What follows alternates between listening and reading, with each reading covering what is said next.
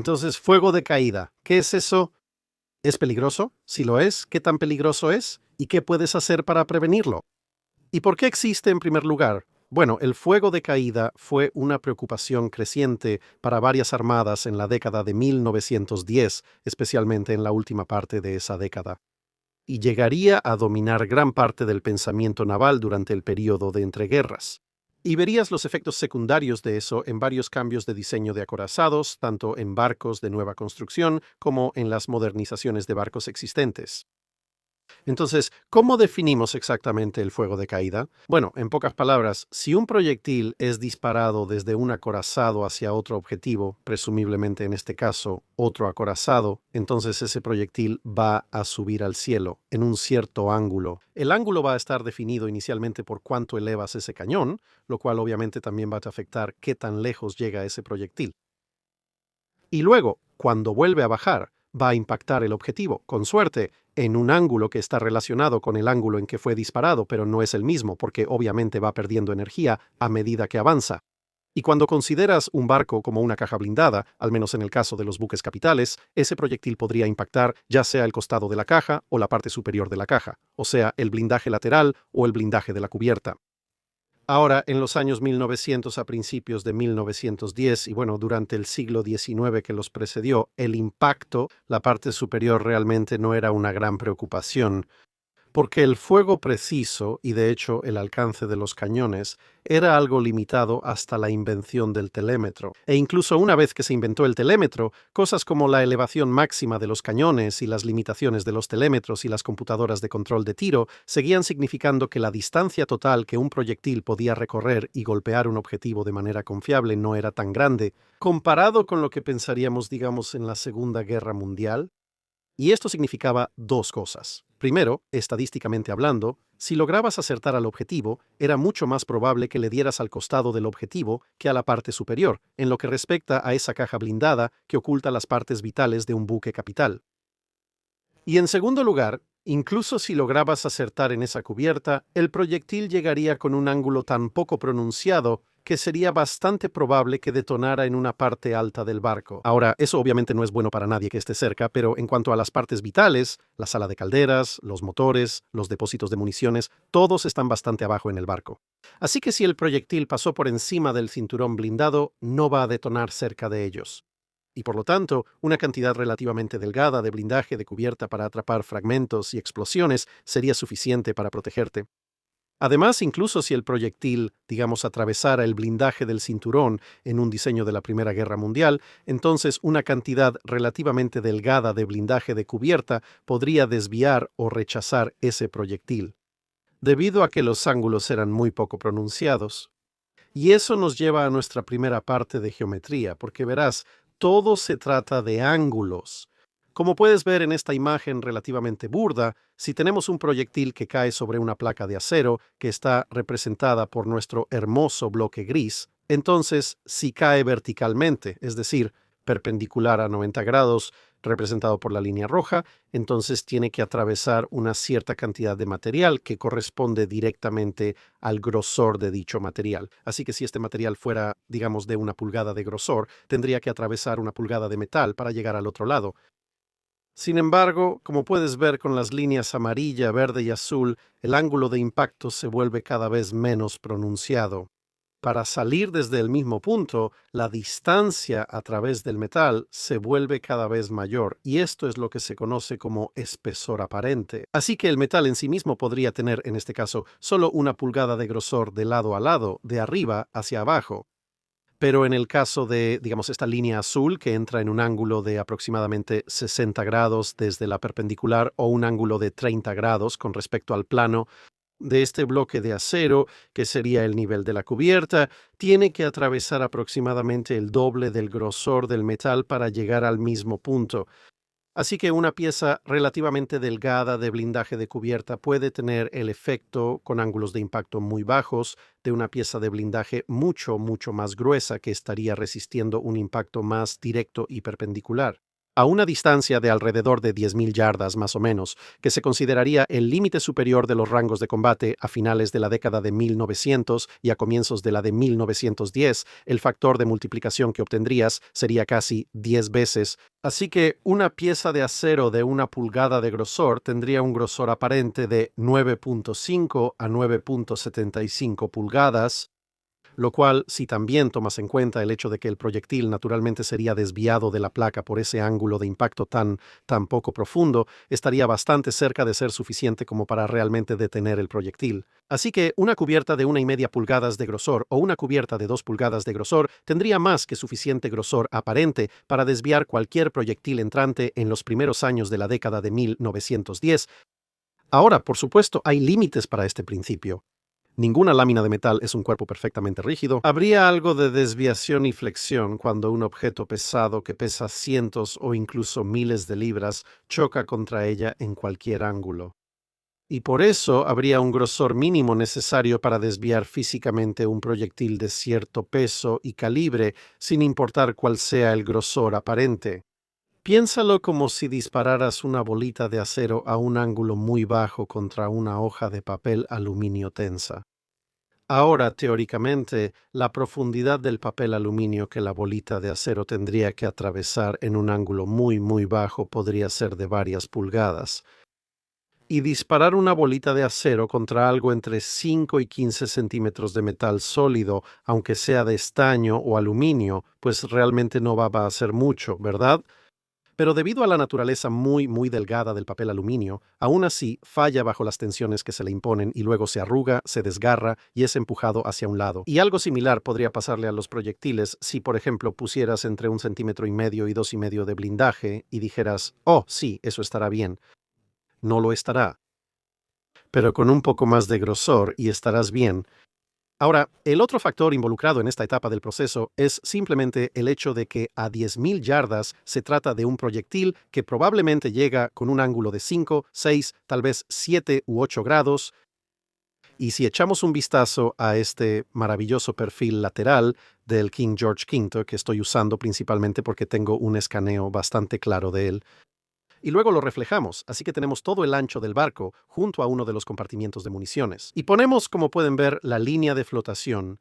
Pueden ver aproximadamente cuánto del total del barco, en términos del casco y especialmente en la sección blindada, está disponible para el impacto de proyectiles por encima de la línea de flotación.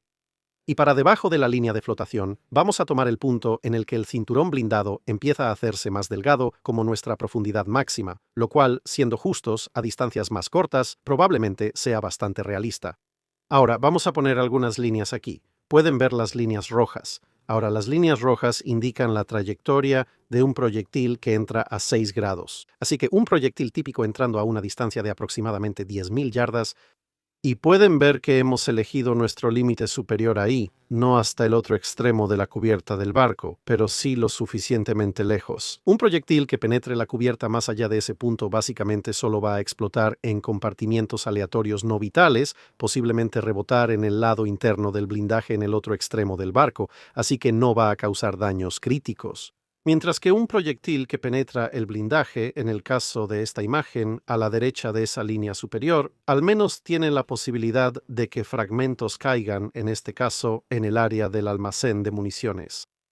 Incluso si el proyectil en sí, como probablemente puedas deducir, no lo hace. Ahora, en nuestro alcance de 10.000 yardas, que como dijimos está indicado por las líneas rojas con un ángulo de caída de 6 grados, puedes ver si miras hacia el costado del barco que la gran mayoría de los proyectiles en esa trayectoria de vuelo que resultarán en un impacto significativo van a golpear el cinturón blindado.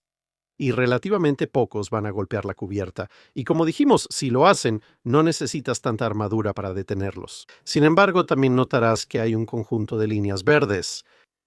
Y estas líneas verdes están basadas en el ángulo de caída de un proyectil a una distancia de 20.000 yardas, que es un rango de combate que empezaba a alcanzarse al final de la Primera Guerra Mundial. Y ciertamente eso y más allá estaba muy presente en la mente de las personas que entraban en el periodo de entreguerras. Ahora, puedes ver aquí que todavía estamos usando los mismos puntos arbitrarios, pero probablemente puedas darte cuenta si superpones mentalmente una de las líneas verdes. Ese fuego descendente que ahora penetra la cubierta, especialmente hacia el lado de estribor en nuestro diagrama, en realidad tiene la posibilidad de acercarse bastante a los pañoles de municiones. Y si esto fueran espacios de maquinaria, definitivamente entraría en los espacios de maquinaria directamente si atraviesa la cubierta. Y también puedes notar de nuevo si dibujas una línea imaginaria en tu cabeza entre las dos líneas verdes, que un poco más de la mitad de los proyectiles que descienden en este ángulo van a impactar la cubierta. En comparación con la minoría relativamente pequeña, cuando tomamos en cuenta el intervalo de 10.000 yardas señalado por las líneas rojas. Así que ahora, de repente, para el final de la Primera Guerra Mundial y entrando en el periodo de entreguerras, no solo es más probable que los proyectiles en picada puedan penetrar mucho más profundo en el barco hacia las zonas vitales, sino que estadísticamente es mucho más probable a estas distancias de combate que recibas un impacto en la cubierta. Ligeramente más probable estadísticamente que recibir un impacto en el cinturón. Ahora, ambos conjuntos de ángulos de caída han sido calculados usando un cañón de 15 pulgadas y 42 calibres disparando un proyectil de periodo tardío. Pero incluso si usamos un arma de trayectoria relativamente tendida, digamos, los cañones de 15 pulgadas del Bismarck, no cambia fundamentalmente casi nada. A 10.000 yardas, pero a 20.000 yardas puedes ver que el ángulo de caída es un poco más bajo, porque viene un poco más rápido. Y de nuevo, si mentalmente trazas una línea entre las dos líneas amarillas en este caso, puedes ver que es más o menos mitad y mitad si lograrías un impacto en la cubierta o en el cinturón. Así que ahora, de repente, el fuego en picada es un problema en lo que podrías considerar distancias de combate normales. Y cuando la gente piensa en combatir a 25.000 o 30.000 yardas o incluso más lejos, el fuego en picada se vuelve una proporción cada vez mayor del número de impactos que logras, al menos en teoría. Pero también, a medida que aumenta el ángulo de caída, el grosor efectivo del blindaje de la cubierta disminuye. Así que, por ejemplo, cuando vimos un ángulo de caída de 6 grados, dijimos que era casi 10 veces. Bueno, con un ángulo de caída de 20 grados, que para la mayoría de los cañones sería de poco más de 20.000 yardas, tu multiplicador efectivo se ha reducido de casi 10 veces a poco menos de 3 veces. Así que tu cubierta de 1,5 pulgadas o 2 pulgadas de grosor, digamos 2 pulgadas, ahora es equivalente a un poco menos de 6 pulgadas. 6 pulgadas de acero no van a detener un proyectil de 15 pulgadas. Ahora, por supuesto, el King George V es solo un diseño, como puedes ver en esta selección de acorazados rápidos de entreguerras. Diferentes barcos tenían sus cinturones principales de blindaje sobresaliendo diferentes cantidades por encima de la línea de flotación y por lo tanto sus cubiertas principales de blindaje también estaban a alturas algo diferentes. Así que, mientras más baja esté la cubierta principal de blindaje y, obviamente, mientras menos expuesto esté el cinturón, entonces, bueno, hay más superestructura en el casco, es decir, porciones no blindadas del casco, para que el proyectil simplemente explote al azar. Pero, en términos del área protegida, obviamente eso significa que estadísticamente una cantidad aún mayor de proyectiles probablemente va a impactar la cubierta en lugar del cinturón, y por lo tanto el fuego en picado se vuelve una preocupación aún mayor. Pero en cualquier caso, a medida que avanza el periodo de entreguerras, no solo te enfrentas a la posibilidad de enfrentamientos a mayor distancia, y por lo tanto, como dijimos, los proyectiles caen en un ángulo más pronunciado y es más probable que impacten tu blindaje de cubierta que el blindaje lateral. Pero los cañones mismos y los proyectiles se están volviendo cada vez más poderosos, y por lo tanto tienen una penetración absoluta mayor. Ahora, esto sí lleva a un problema, porque como puedes ver aquí en nuestro King George V de ancho completo reflejado, si ves cuánta longitud hay yendo de babor a estribor para el blindaje de la cubierta, comparado con la profundidad o la altura, si lo prefieres, del blindaje del cinturón hay mucho más blindaje de cubierta en longitud, en una sección transversal, y por lo tanto en área superficial. En términos generales de diseño de barcos, hay más blindaje de cubierta que de cinturón, lo que significa que para un grosor dado de blindaje de cubierta, en realidad estás imponiendo una penalización de peso mucho mayor al barco. Así que, por ejemplo, si tu cinturón tiene, digamos, 20 pies de altura, eso sería inusualmente alto para el cinturón de un barco, pero bueno, vamos a usar ese ejemplo. Y tu barco tiene 100 pies de ancho. Bueno, tienes dos conjuntos de blindaje de cinturón, uno a cada lado, así que eso suma un total de 40 pies de altura, pero 100 pies de ancho para la cubierta. Eso significa que por cada pulgada que pongas en tu cinturón, si quieres poner una pulgada similar de blindaje en tu cubierta, supone 2,5 veces más peso porque, bueno, estás cubriendo 2,5 veces el área.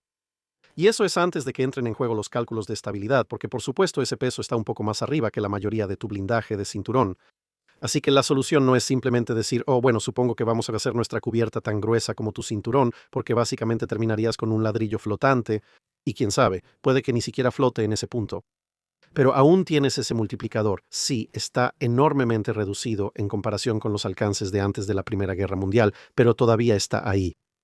Así que puedes permitirte una cubierta considerablemente más delgada que tu cinturón, aunque no tanto proporcionalmente como solía ser. Y puedes ver aquí que el rey Jorge V usó 5 pulgadas de blindaje sobre su maquinaria y 6 pulgadas sobre sus depósitos de municiones. Y sí, hay una pulgada más arriba, pero para los propósitos de esta discusión lo estamos simplificando solo a ese blindaje de cubierta. Ahora, poner, digamos, sobre la maquinaria 5 pulgadas de blindaje realmente ayuda. Bueno, sí ayudó. Y de maneras muy interesantes, lo cual en realidad muestra mucho la interacción entre el peso de un proyectil entrante y su ángulo de caída, y por lo tanto también está relacionado con su velocidad de salida. Porque vamos a examinar cómo esos 5 pulgadas de blindaje de cubierta funcionarían contra varias combinaciones conocidas de proyectiles y cañones de diferentes barcos de su época. Ahora, estas cifras se tomaron de las tablas de penetración de blindaje de Nathan Oken que están disponibles en el sitio web de la NAV.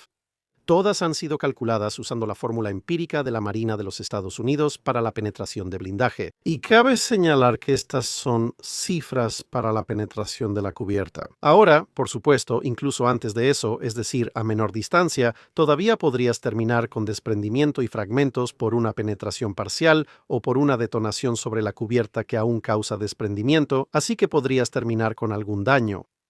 Pero en términos de protección absoluta, es decir, has evitado que el proyectil enemigo llegue físicamente a las profundidades del barco. Estas son las cifras. Contra cañones británicos de 15 pulgadas y 42 calibres disparando los proyectiles más modernos y avanzados de la era de la Segunda Guerra Mundial, lograrían penetración en la cubierta a unas 29.000 yardas con un ángulo de caída de aproximadamente 31 grados. Ahora, eso no está nada mal, considerando que obviamente esa es la más delgada de las 2 capas de blindaje en la cubierta del King George V. Y eso significa que, bueno, dentro de ese rango, al menos contra una penetración completa, en teoría estás bastante seguro, y muy pocos, si es que hubo alguno, enfrentamientos entre acorazados ocurrieron siquiera cerca de las 29.000 yardas, mucho menos más allá de esa distancia. Ahora, ¿qué hay de los cañones grandes? Los cañones de 18,1 pulgadas como los que tenía el Yamato y el Musashi, ¿seguro van a rendir mucho mejor? No, en realidad no. Por extraño que parezca, también tienen una distancia de penetración contra blindaje de cubierta de 5 pulgadas, al menos en los barcos británicos, de 29.000 yardas. Bueno, ¿cómo puede ser esto? Es un proyectil mucho más grande y mucho más pesado. Lo es. Sin embargo, impacta en un ángulo de 25 grados en lugar de 31 grados. ¿Y recuerdas lo que dije sobre ese multiplicador? Bueno, a 31 grados, ese multiplicador de grosor aparente es solo 1,94, lo que le da a ese blindaje de cubierta de 5 pulgadas un grosor aparente de 9,7 pulgadas. Pero a 25 grados, ese multiplicador es 2,37, dando un grosor aparente de casi 11,9 pulgadas. Así que, aunque sí, el proyectil de 18,1 pulgadas es, por prácticamente cualquier métrica, un proyectil muy superior para penetrar blindaje, comparado con el de 15 pulgadas impulsado por cargas normales. Pero con un proyectil de la era de la Segunda Guerra Mundial, esa diferencia de 6 grados en el ángulo de caída, con el proyectil japonés llegando en un ángulo más bajo, está agregando alrededor del 20% al grosor aparente del blindaje de cubierta, lo que básicamente elimina toda la ventaja de penetración del proyectil japonés y significa que está penetrando a aproximadamente la misma distancia. Bien, ¿y qué hay de los estadounidenses? El cañón de 16 pulgadas de 50 calibres, por ejemplo. De nuevo, un proyectil grande y pesado, no tan pesado como el de los Yamato, pero aún así mucho más robusto que el de 15 pulgadas de 42 calibres. Y sí, también está penetrando a 29.000 yardas. Juro que no planeé esto. Por cierto, su ángulo de incidencia es de 27 grados, así que está llegando en un ángulo un poco más pronunciado que el proyectil japonés, pero aún así con un ángulo mucho menos pronunciado que el proyectil británico. Y resulta que eso significa que, bueno, de nuevo, la combinación del ángulo de incidencia y el grosor aparente está anulando las cualidades de penetración superiores del proyectil del cañón de 16 pulgadas de 50 calibres en comparación con el de 15 pulgadas. Así que, de nuevo, el King George V es vulnerable contra ese cañón a 29.000 yardas. ¿Pero qué hay del cañón de 16 pulgadas de 45 calibres? Dispara exactamente el mismo proyectil Mark 8, pero se encuentra en las clases North Carolina y South Dakota. En este caso en particular, Indiana es nuestro modelo. Ahora, esto, obviamente, al ser un arma con un cañón un poco más corto, dispara el proyectil a una velocidad ligeramente menor y, por lo tanto, a distancia, su ángulo de caída va a aumentar un poco más rápido que el proyectil disparado desde los cañones de 16 pulgadas 50 de la Iowa. Y de hecho, eso realmente significa que, lo creas o no, un North Carolina o un South Dakota tiene una mejor oportunidad de penetrar la cubierta del King George V a distancias razonables de combate que cualquiera de los otros barcos o cañones que acabamos de mencionar. Porque el cañón de 16 pulgadas 45 puede penetrar a solo 26.000 yardas, unas 3.000 yardas más cerca, con un ángulo de caída de poco más de 27.5 grados. Podrías estar pensando, bueno, espera un minuto, si es exactamente el mismo proyectil, ¿no debería llegar con exactamente el mismo ángulo para lograr una cantidad determinada de penetración? Bueno, tienes que recordar de nuevo que viene más lento, así que no solo obviamente llega con un ángulo más pronunciado a menor distancia, sino que además lo hace físicamente un poco más despacio. Así que solo necesita ese un poco más de medio grado extra para asegurar la penetración. Pero es una ventaja de 3.000 yardas, como dijimos, sobre todas las demás armas. Y eso, básicamente, en pocas palabras, resume por qué la clase Iowa tenía cargas específicas reservadas para combates a larga distancia. Eso permitiría, si el capitán lo consideraba necesario, que los cañones de 16 pulgadas 50 emularan el rendimiento balístico de los de 16 pulgadas 42.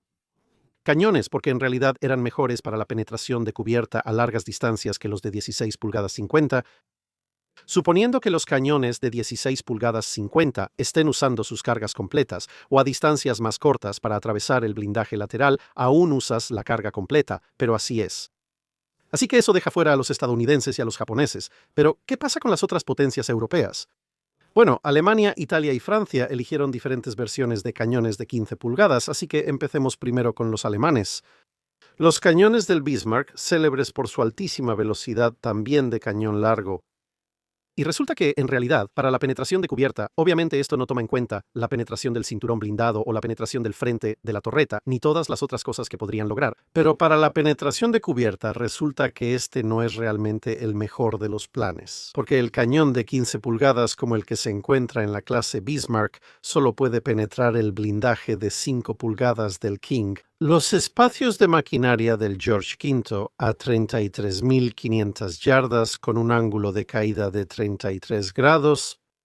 Ahora bien, ese es, por supuesto, el ángulo de descenso más pronunciado que hemos visto hasta ahora, pero eso quizá no sea sorprendente considerando que estamos a 4.500 yardas más allá de la distancia máxima de cualquiera de los cañones anteriores.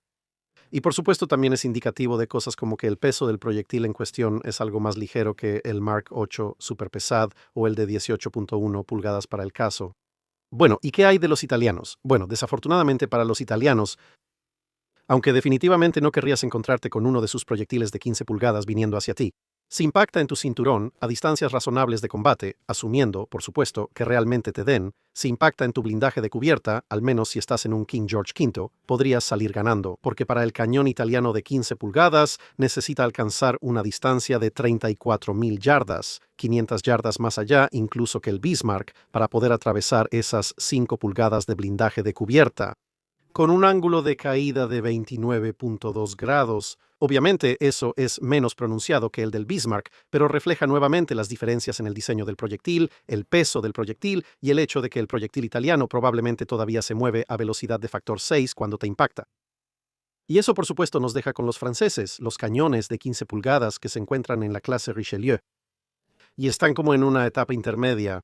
Pueden penetrar el blindaje de 5 pulgadas a 32.000 yardas, así que un poco más cerca que sus homólogos alemanes e italianos de 15 pulgadas, pero aún 3.000 yardas más allá que los de 18.1 pulgadas, los de 16 pulgadas 50 o incluso los británicos de 15 pulgadas.